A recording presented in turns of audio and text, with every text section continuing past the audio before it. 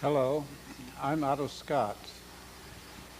I'm going to talk with Steve Wilkins today about our greatest national tragedy, the war, the Great War, the Civil War according to the North, the war of Southern aggression, the war of Southern independence, the war between the states, the war of Northern aggression, the war that no American family that was here at the time will ever forget. And that includes most of the families of the United States. Much has been said about immigration, and we have certainly had a great flood of people from all over the world since 1861. But the majority of Americans are still descended from the Americans that were here at that time. And I'm going to converse with Steve Wilkins, who is from the South and who has made a study of the war, and who is going to tell us, I think, in this conversation, some things that most people have not generally heard about the Southern culture. I will try to interject from time to time some elements of the Northern culture, because what most people seem to have overlooked is that two cultures were demolished by the war. The farmhouses of New England were left empty of men. The figure of the New England spinster became a stereotype. And the new steamships began to carry new people to these shores. And they arrived in a country different than the country that they had heard about before they arrived. So, Steve, let me ask you a few questions on a personal level before we begin on this terrible topic. Where are you from? Originally from Mobile, Alabama. Mobile, Alabama. Grew up there. And what did your father do? My father was a newspaper man. He works working in the newspaper all his life, and so that he retired from the Mobile Press Register, in fact. And I see. Was he a writer or a printer? No, he was in the printing side. I was on the printing side. And where did you go to school, and what did you do? Well, I went to the University of Alabama, and there I majored in pre-law. And upon graduation there, attended the Reformed Theological Seminary in Jackson, Mississippi, and graduated there with a Master of Divinity. I see. So you switched course after you got to school. That's right. In the way of, I wanted to do, of course, at that time I was not a Christian. I did always had attended church, but when always wanting to do something that would help people, and I thought law would be the way, and then I decided, well, perhaps the theological education might help me more, and I believe that the Lord has helped me do that. Well, interesting. What about your family background? Was your family in the South for a long time? Yes, my family actually is an interesting background because we, as we've found, in fact, a man in Boston did a number of genealogical studies in our family that I had just found out about 10 years ago. And my family came over in the second major immigration of Puritans in 1628 with John Endicott. And my great-great-great-great-grandfather, about 10 generations back, was a settler of Salem Village. And in fact, was involved in the witch trials there as testifying against his son-in-law. But in about 1801, one branch of the family, one of his sons, his name was Bray Wilkins, one of his sons moved to Mobile, Alabama. And so from that point on, we were in the South. Now, my family, as a consequence, was in both, as we would put it, both of the great wars for independence. The first war of independence, one of my grandfathers fought under General Washington at Lexington and Concord with the Minutemen. And the other one fought in Company C, Alabama Cavalry, in the Confederate States of America Army. So we have a very fine tradition in our family, and we're thankful for it. That's interesting. The whole area of Southern involvement in American history has been soft-pedaled, especially in this century, as far as I could tell. A lot of people seem to have forgotten that all the 13 colonies were involved in the War of Independence and not just Massachusetts. Right. And in New York State, upstate New York, where my mother's family is from, I remember a Revolutionary War cemetery. And George Washington used that area, Newburgh, as his headquarters at one point in his campaigns. And of course, our early presidents were all Southerners. And the whole question of why these families came over here has been forgotten practically. The Washingtons, the Madisons, the Lees, the Saltonstalls, the Cabots, and the others were all refugees, religious refugees from Charles II. And they came over here in order to practice their religion without interference from the Church of England or the Crown. This is never brought up. It wasn't brought up when I was a boy in primary school in the United States. And in fact, the only thing that I recall being told about during the war was the issue of slavery. And they seem to forget that slavery was pretty well widespread around the world up until fairly recent times, and there's a reason, I think, to believe that slavery is still with us. Yes. Not simply in disguise, Right. but it's still around. The Arab world still has slaves and so forth. But Ed, how did you get involved in picking up the background of the war? Well, actually, it started back during our nation's bicentennial.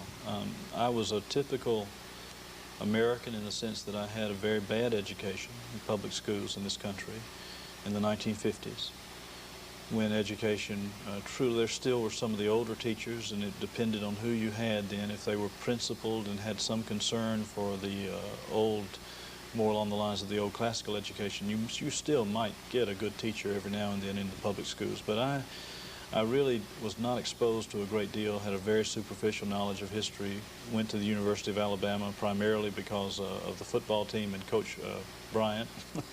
And so I just had no interest or very little in the history of the country, other than thinking that we should probably be ashamed of what we are. And it's interesting, you know, I'm sure a number of people would say the same thing, that no one of my teachers, as I can recall, ever said that I should be ashamed. But it was a very clear message that came across, that we had very little to be thankful for or to be proud of in the right sense of the term about what this country had done, and especially the South. And as a Southerner, I was very embarrassed. I remember a long time when I was in high school trying to get rid of my accent, so that by the time I was a freshman in college, I took a trip to New Jersey. And it was a number of young people there, a number of young people were in the room, and we went around the room and we had to say something, and everybody would try to guess where you were from. No one could guess where I was from.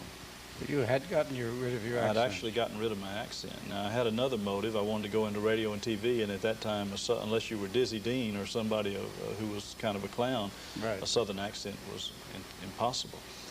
But at the same time, underneath it all, I just had this sense that Southern accent showed that you weren't intelligent, that you were very uncouth, and all the other things that I guess that subconsciously are grained into us. And certainly the education I had was very much like, I'm sure, across the country, that the South in that war was evil. Evil. Well, nobody talks about the fact that it was the Yankees that conducted the slave trade.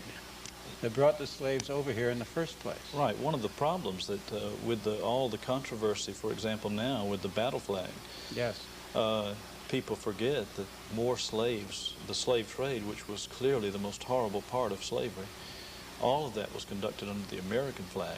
Yes. And none of it was done. In fact, the Confederate Constitution outlawed the slave trade. And so none of that was done. And when they say the battle flag represents slavery, it would be an equal charge against the American flag. Well, the whole business of planting guilt into people is very interesting. Now, my paternal side was never part of the United States. My My father was raised in South America, and his father was raised in the island of Jamaica. And almost all my branch of the Scott family were traders, general traders, and in Jamaica, which was 85% black and 15% white. And I recall once asking my grandfather if I had any dark blood, and he said, well, not that we know, but he said, I would advise you to be courteous to all who claim the name. They might be cousins on the wrong side of the blanket. Now that shut me up for the time being. But it was interesting because a general trader in Jamaica in the earlier centuries, and they were there for several centuries,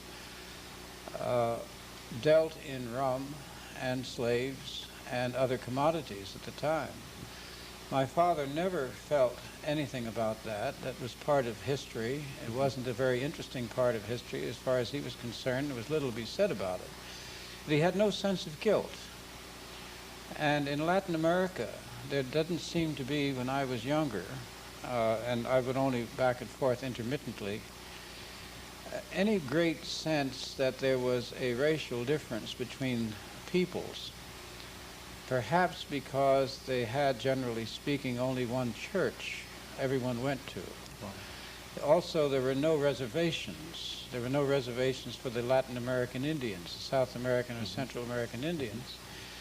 And it wasn't until the Marxists arrived in the 40s that the question of race began to arise in Latin America.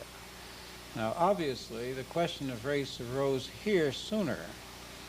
And it could be, I think, it could be in part because we never did find a proper way to pacify our relations with the Indians. We used the Indians as part of our wars between the English and the French.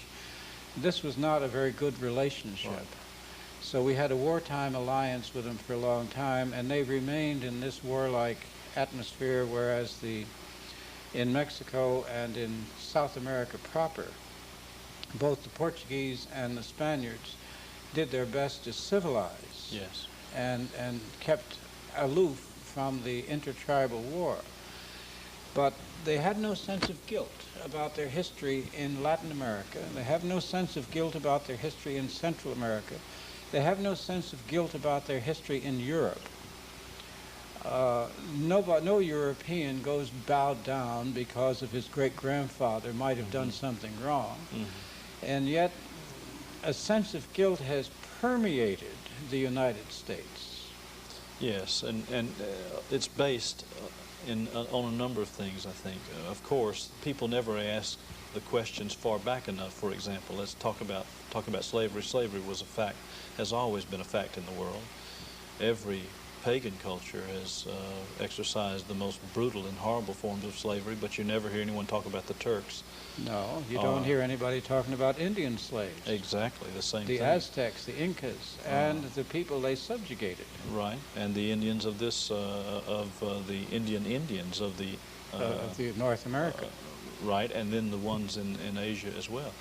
Every pagan culture has had slavery, and of course African slavery was a very real thing, and most people forget that the Dutch traders or the Portuguese or the New Englanders very seldom, they didn't go into Africa hunting for the slaves. They bought them on the coast, and the black slave traders right.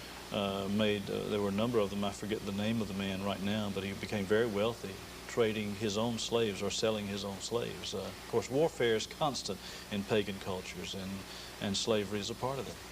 I actually read, too, that it was only the Western purchase of slaves which kept the male slaves alive. Until then, the blacks used to murder them when they captured them and just keep the women and children. Because they were dangerous and were sure, afraid of they could rebel. Right. Well, we have this whole business of changing the culture of the South at the end of the war. And of course the culture of the North was changed almost as much. I think earlier on, though, wouldn't you say, Mr. Scott, earlier in the century, the culture of the North began to erode with the departure of the old Calvinism that pervaded North and South at the turn of the 19th century. But by the middle of the 19th century, because of immigration and because of a widespread apostasy and the spread of transcendentalism and Unitarianism in the North, in New England especially, the orthodoxy of the North was very much watered down. And so you have, by 1850, a tremendous difference in the cultures that wasn't there earlier on. And then, of course, after the war, then the South rapidly falls into line at that time. Because of again, I think, the loss of a biblical faith. Well, there's that. There was also some technological changes that took place. Absolutely. First of all, the steamship. Second of all, the telegraph. Third, the penny press. And then the urbanization. Now, this was occurring in Europe at the same time. It occurred in England in particular because it was the beginning of the industrial period, and England led the way. When the people left the farms and the villages to pour into the cities for the factory jobs, they left their churches, and the middle-class churches didn't seem proper to them to go into. They weren't, in some cases, even dressed properly to do it. I have an interesting book called The Secularization of the European Mind in the 19th Century, which goes into this in great detail. It was in the English-speaking world, Unitarianism and the whole business of urbanization switched in the 1820s and 30s. In the 1830s, their diaries, and they used to keep diaries at the time, were filled with their agony about losing their faith and their certitude. The Unitarians began to permeate New England about that time, because to get printed in the Edinburgh Review was to really become famous, and this is what catapulted Emerson out of obscurity and so forth, Carlyle's patronage and all that. We were very much a colonial country from England, and those who came over to join us, the immigrants, were mainly from similar cultures, not identical, but at least they also looked at England as or at Europe as the place of true culture. I think this business of the sentimentality which came in, a sort of an argument appeared in the press first and in literature that the world wasn't good enough, that it couldn't really be God's world if there was evil in it, that sort of thing. And the whole question of slavery over here became an issue outside the United States when it didn't really apply. But we were the avant-garde country, and how we handled a social problem was of great interest. We were the only country in the world without an aristocracy and without having proven how we would handle a difficult problem. Well, how did we handle it? We went to war. The only nation in the world that settled the issue at the point of a gun. We settled it with force. Yes. Well, this is an uneducated way to settle things. Right, and what we see, and it's unavoidable, I think, is you mentioned how evil became unacceptable in any form, and there was a great impatience on the part of these radical reformers who would deny, interestingly enough, denied inherent sin or original sin, and yet wanted to deal with the sin of the society with great impatience, usually using either the force of the government as an answer, and then finally resorting to violence. And most of the people who were behind this, as you well know, were well-known, at least self-professed pacifists. And they believed in peace. They believed in peace. Even if they had to kill you to get it. That's right. And they proved it. Well, there are a number of quotes, and I believe in your book, The Secret Six, you quote Emerson, I believe, saying that if it takes us three score years and 10 or something, I forget, 10 years and 10 to recover the general prosperity, the destruction of the South is worth so much. You have in revolutionary movements, one of the marks of them is they're not willing to work gradually to change society where it needs to be changed. No one questioned, North or South, in the 1830s, no one questioned whether slavery was a good thing. Everyone realized it needed to go. President Buchanan, I think, even made the statement that it was certainly on the way out, and no, everyone generally recognized that. But these radical reformers who would not view the way of change as changing men's hearts or persuasion, however we want to put that, they began to see that the change was not happening fast enough. The anti-slavery movement is very old in this country, but the abolitionists took a different tack. They were impatient men and insisted on change yesterday and weren't ready to work in the way that, say, Great Britain worked with their slave problem and resolved it in a very happy way with very little economic and social disruption. In this country, we destroyed the nation basically, and now, because of the way we dealt with that issue, we are a different country. Well, our violent solution has led us to recommend the same sort of solution to South Africa. When I was down there in 1982, tried to draw a parallel between our Civil War and what was going to happen to them if they continued to listen to us. And they couldn't see the relevance.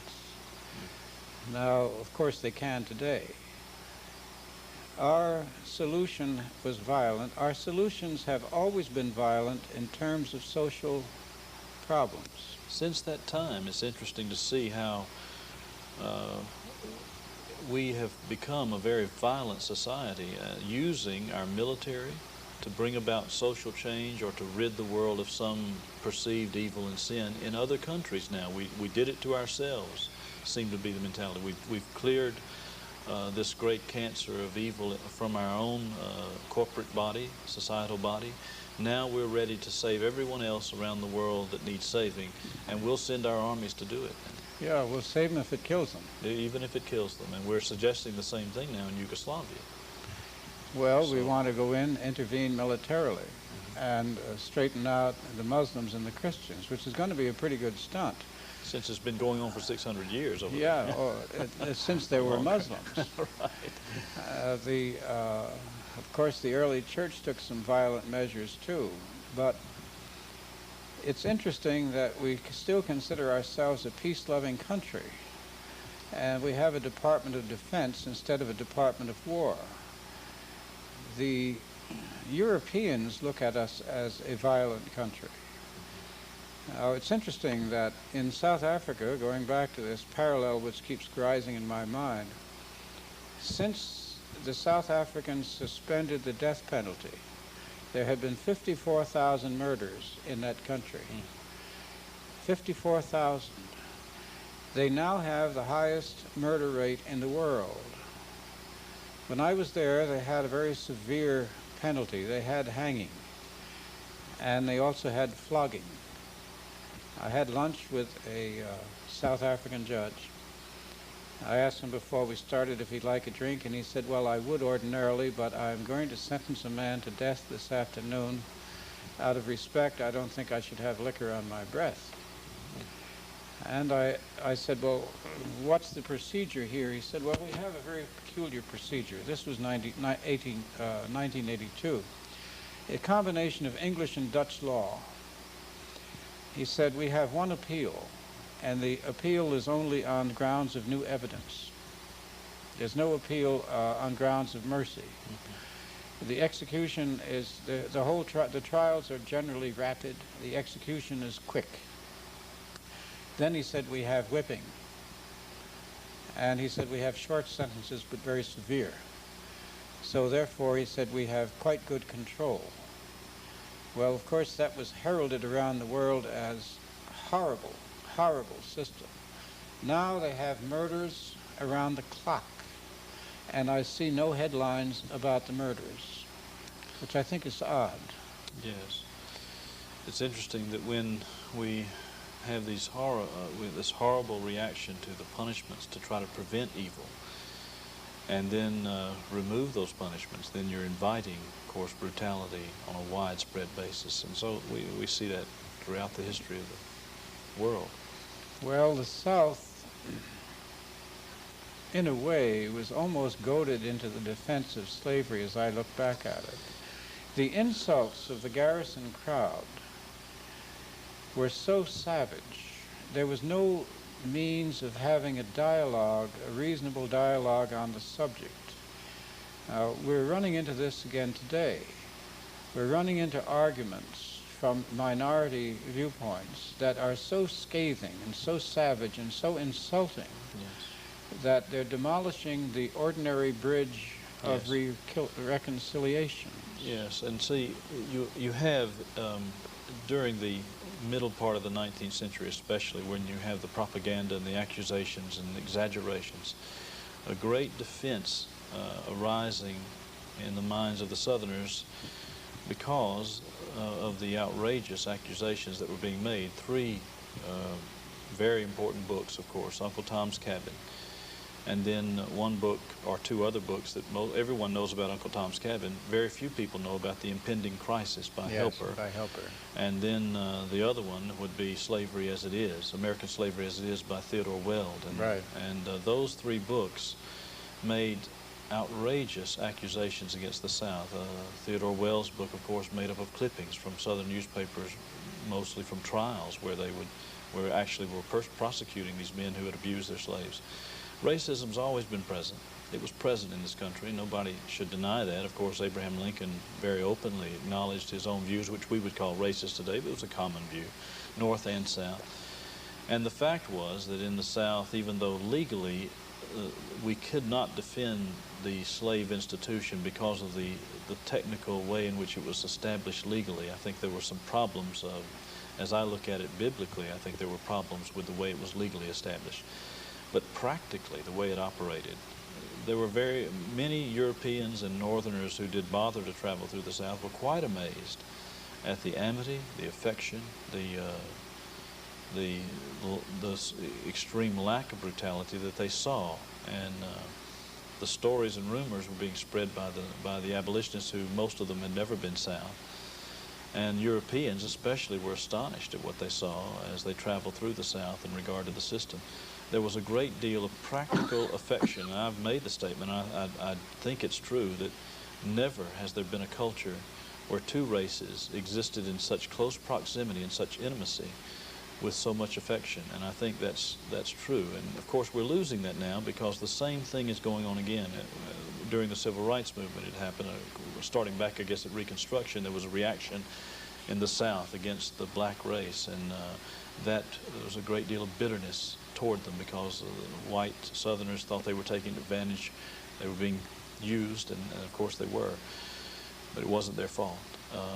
But as a consequence, a great deal of bitterness there, and then during the Civil Rights Movement that bitterness was ingrained again, and now again with the affirmative action and the outrageous claims for preferential treatment, which really are insulting to black people.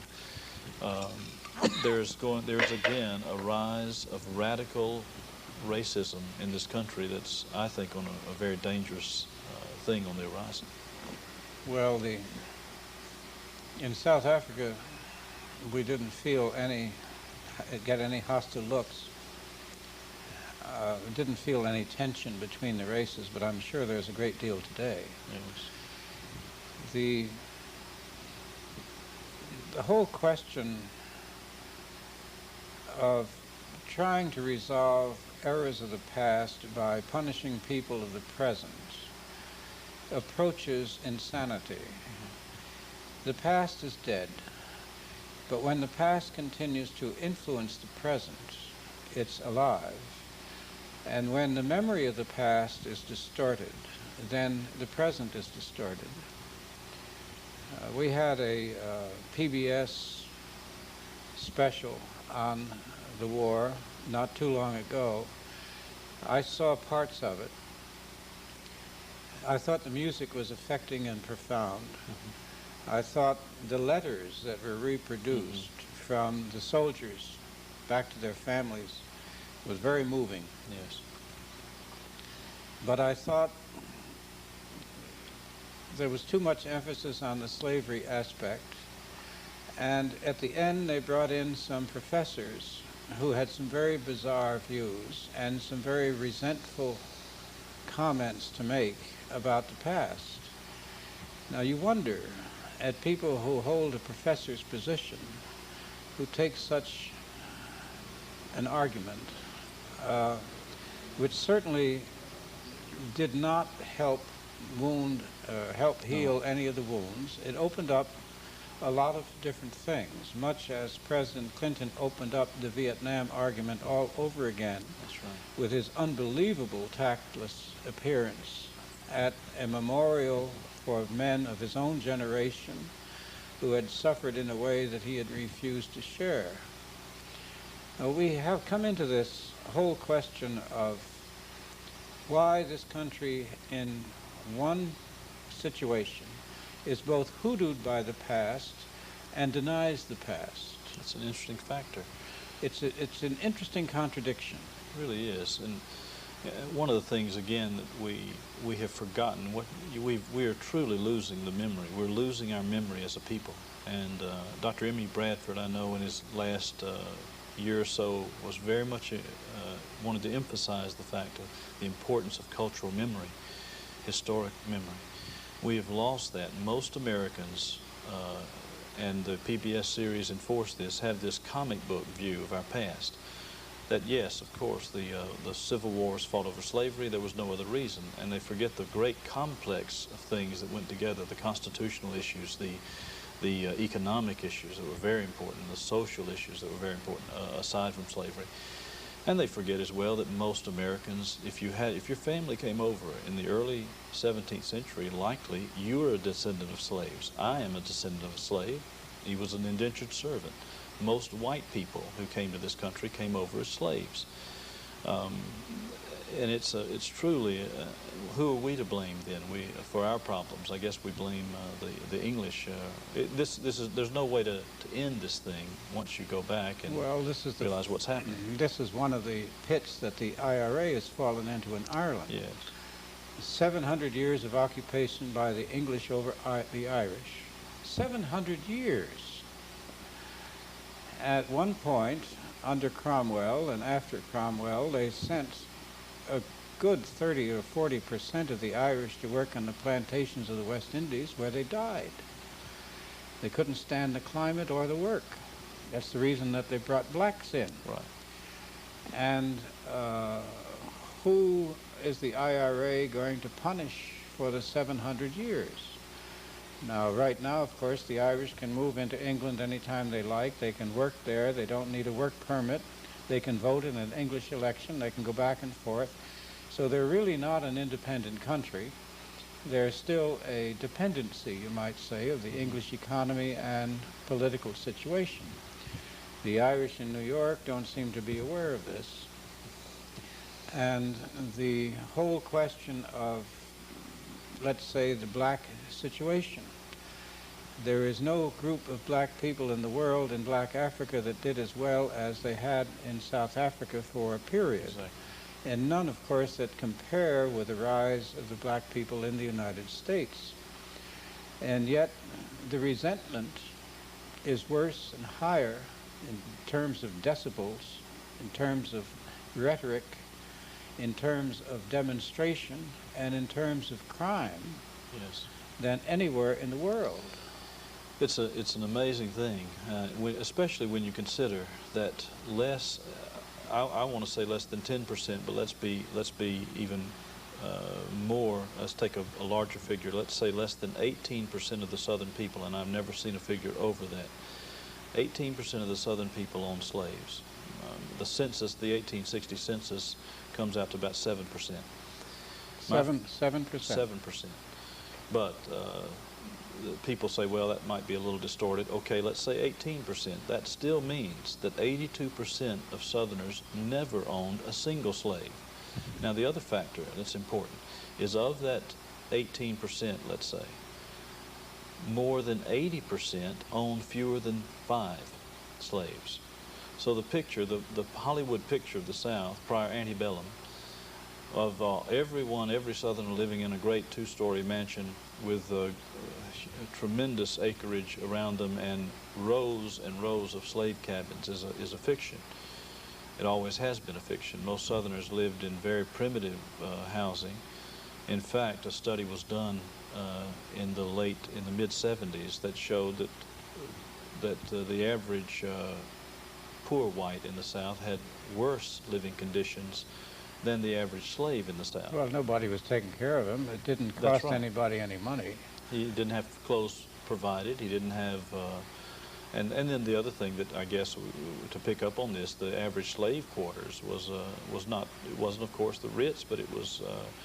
It had windows. It had a fireplace. It had a loft. It had rooms. That's the average. So the fiction that we've had because of Roots, which is already, it's amazing that this has, that what most people know about the South comes either from Gone with the Wind, Roots, or another TV series that they've seen. And the most comments when I speak about this around the country, the comments I get is that can't be so because I saw Roots. And that's been proven to be a fabrication. Alex Haley was caught in that, but he never suffered for that. It's interesting, isn't it? He had to pay some money. Oh, he did pay for. Okay. Yeah, he had to pay some money. Well, I'm thankful to hear that. Yes, he was hit fairly heavily. Okay. He took a great deal of material from a couple of novels. Yes. It's not possible for a black person in the United States to trace their African ancestry because No. they lost sight of their languages, and the people in Africa lost sight of them. So Roots was, from the word go, a fraud. And it's very interesting that one of our most eminent historians was asked about it, and was asked about the incredible number of errors in it, and what his opinion of it was as a historian, Bernard Balin. And Bernard Balin said, well, it's true, there were some errors, but he said, overall, he said, I was in favor of it because of its general direction. Mm. Well, it certainly fits the modern revolutionary's agenda. It portrays a very horrible picture of Southern slavery. And that is not at all to say, and I guess I should mention this just in case someone's thinking that that I believe that there were no atrocities. There certainly were atrocities. They were horrible. They were unspeakable. And no one should ever defend those things. We would not. And of course, the majority of Southerners condemn that as well. Well, we'll have to take for granted the fact that people who listen to a conversation of this level Yes. are going to be sensible enough to know that you're not sitting here defending slavery. Right. In order to have to make these kind of loyalty oaths, I guess we'd have to go to a general audience of a lesser level. It's almost an insult to the intelligence. I mean, when the English did away with the institution in all their colonies, they did it because they were the first industrial nation, and because they were beginning to look at the Orient, where they could make more money with opium from the plantations of India and penetrating the Chinese barrier than they could in the Caribbean. In fact, the plantation owners in the Caribbean had already gotten so rich they didn't care much about what happened. Mm. So they had, of course, to train the slave to earn his own living before they released him, and they were paid by the British Crown for the loss of their property. Now, we could have done the same. Mm-hmm. Emerson was one of the first to roar in indignation over that proposition. He said, why should we pay the slave owners? We should pay the slaves. Mm-hmm. Well, it was very eloquent. It sounded good, but it didn't make any sense. And in a way, it was typical of Emerson. He always sounded good, and he very seldom made any sense. And especially doesn't make sense when, of course, the slaves were provided everything from cradle to grave. One of the arguments in the South was that the Northerners in their industries had slaves as well. They just didn't take care of them past their working years. Well, that was true. Overall, I would say that the institution of slavery was destroyed by industrialization. Yes. The industrialized world no longer needed to take care of a man and his children throughout his entire life. So it was easy to get rid of slaves. They're economically no longer viable. In the parts of the world where they still made money for you, they maintained slavery. It was the Western world that industrialized that got rid of slavery. The Eastern world kept it. The African world didn't get rid of slavery until almost the end of the 19th century, when the English, the French, the Portuguese, and the rest forced them out of it. We would, in a way, it came back with the Soviets.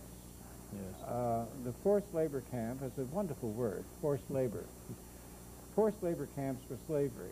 And they talk about the people that Stalin and the others sent to the camps as punishment for crimes. They weren't punishment for crimes. They were simply in need for more hands in the camps, for more people to build a dam or to build a railroad or whatever. So they went out and they gathered up everyone you could think of and put them to work. But yet, when we talked a few years back about the slave society of the Soviet Union, we were derided because it was all, in Bernard Bailyn's words, it was in the right direction. That's right. That's right. There was I was going to mention a while ago about, in regard to this issue, that the slaves in the South, very often, one of the factors we forget is that, as I mentioned earlier, that they were slaves already. Yes. And many of them, one of the other documents that I think people have forgotten are the slave narratives, and they've been denounced, of course, and modern scholars take very little interest in them, and they call them... they're in the archives in Washington? They're in the archives in Washington, the Library of Congress, and they have been reprinted and are presently in print. Most people can't afford them. They're $2,000 or $3,000 for the complete set, but it's a massive documentation that you think that scholars who would have some idea, who wanted to write on slavery or speak to the issue, would at least read them. Most scholars have simply ignored it, and of course the reason they've ignored it is it doesn't say what they want it to say. Now there are factors that would make you not take everything that's said in the slave narratives at face value, of course. These were old people, and that's one of the criticisms of it, that old people always look back favorably on their past, and they were living during the Depression, and anything would have looked better than what the blacks in the South were living in the Depression. Many, many other criticisms, but the fact is that there are tremendous testimonies in there to the true nature of the system as it operated practically. And in one of the testimonies, one of the men says to the interviewer, "Ma'am," he said, "I'm very thankful to God for slavery." And it shocked, of course, the interviewer, and she must have said, "You don't have the response of the interviewer in these things," but the interviewer must have asked why, and he said, "Well, because you have to know, you have to understand this. My fathers were idolaters in Africa, and if God had not allowed me to be captured and brought over here as a slave, I would be an idolater in Africa. So I thank God for saving me from the worst form of idolatry and making me a Christian in this country. And if it hadn't been for slavery, I wouldn't be a Christian." Well, there are many testimonies like that, as well as testimonies to affection and getting back to pay. The interesting thing is that in the latter years of slavery, most of the owners were actually paying the slaves and paying them overtime when they worked past the normal hours. One man makes the comment, he said, "Oh, Master treated us very well," he says, and we always were willing to loan him money when he was hard pushed.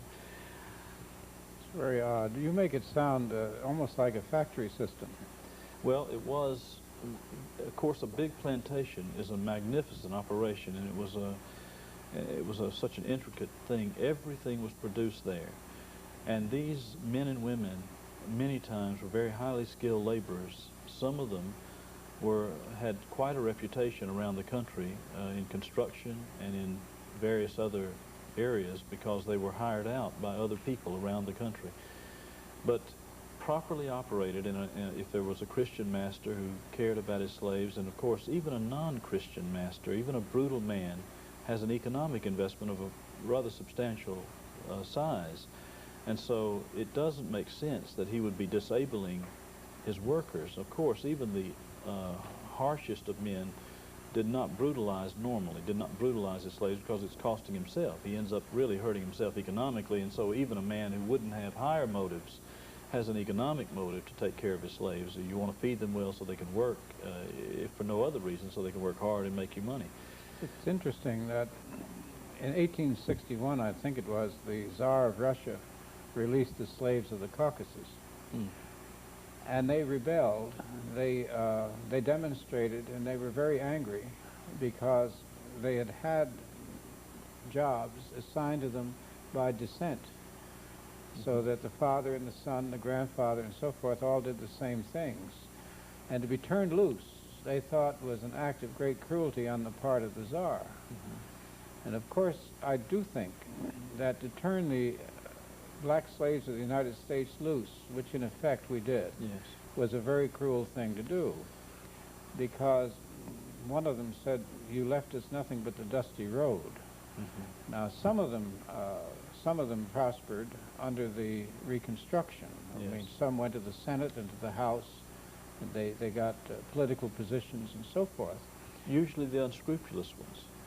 Usually, not always, but usually. Usually. That's interesting. The honest workers were concerned about the families.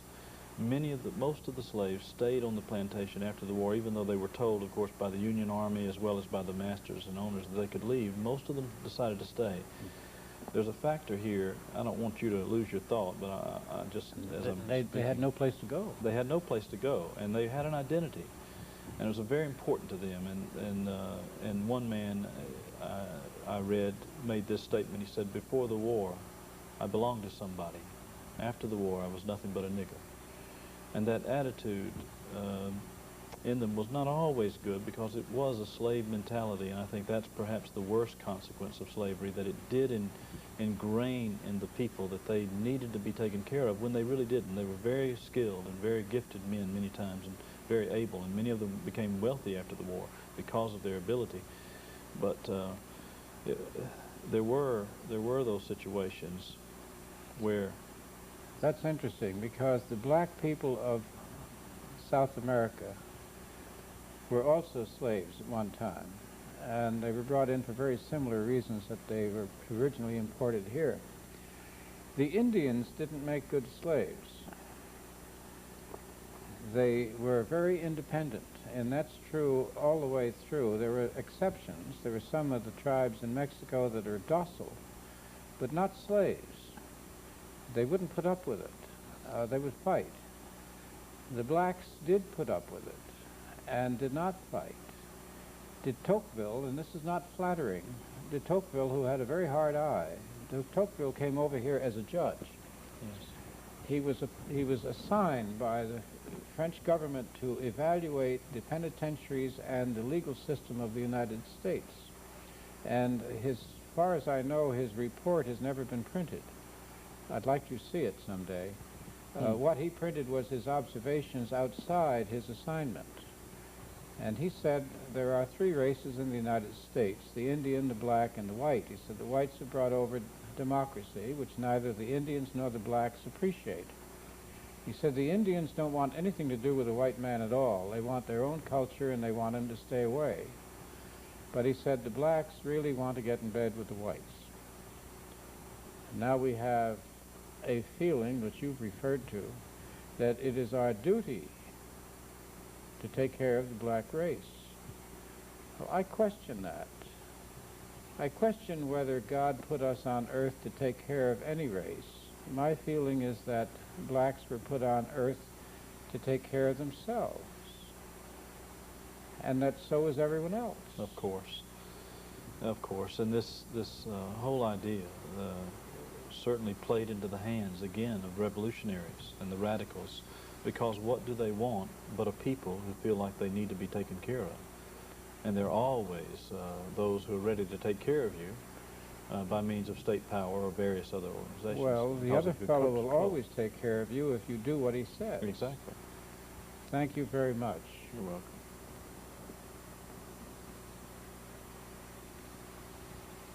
That's over? Yeah. An hour?